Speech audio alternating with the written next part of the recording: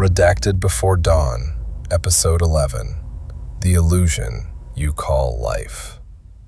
My name is M, and if you've made it this far, you've already seen things most people spend their entire lives avoiding.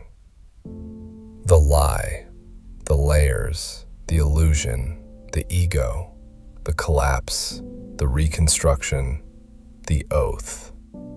And now, we talk about the part no one wants to face.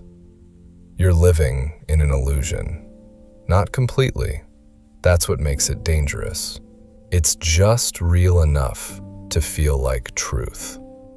You wake up, you move, you speak, you exist, and you convince yourself this is life.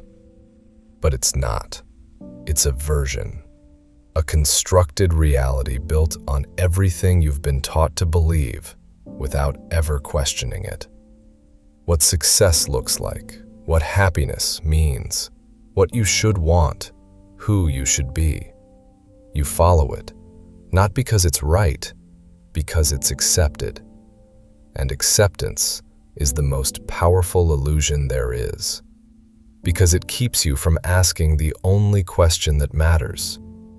Is this actually who I am, or is this who I was told to be? That's where it starts to break, because once you ask that, honestly, everything shifts. You start to see it, the patterns, the repetition, the unconscious decisions. You start to realize you've been performing, not living, performing for approval, performing for validation, performing for an image that doesn't even belong to you. And the worst part? You've done it so long, you don't know where it ends and where you begin. That's the illusion. And most people never escape it, because escaping it requires one thing: awareness. Not surface-level awareness, deep, uncomfortable, unavoidable awareness. The kind that forces you to see you've been living a life that looks right, but feels wrong.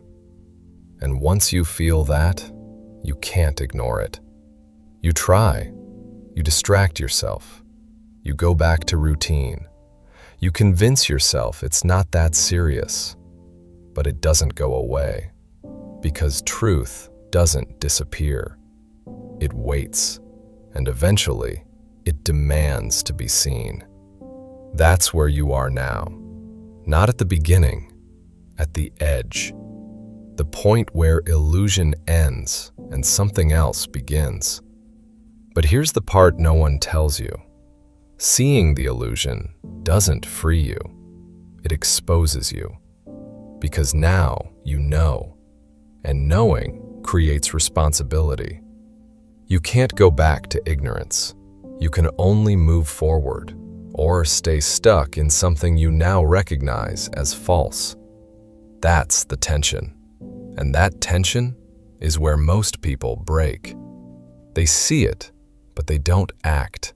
They understand, but they don't change. They feel it, but they suppress it. And they go right back to the illusion. But you won't. Not if you've been paying attention. Because everything up to this point was preparation. Breaking you down, stripping the layers, destroying the false identity, rebuilding discipline, defining your standards. All of it for this moment. Because now, you don't just see the illusion, you see through it. And once you see through it, you start asking different questions. Not, what should I do? But, what actually matters? Not, what do people expect from me? But, what do I expect from myself? That's the shift. That's where meaning begins. Not given, created. By what you choose to stand for. By what you refuse to compromise. By how you show up when no one is watching. That's life. Not the version you were handed, the one you build. But understand this: clarity is only the beginning. Because seeing the truth doesn't mean you're living it. And that's where the next phase begins. Not in the dark, but after it. After the breakdown. After the realization. After everything you thought was real was stripped away. What happens next is what defines you. Because now, it's not about uncovering. It's about applying. Not seeing, becoming. And that process doesn't happen before dawn. It happens after. This is Redacted Before Dawn.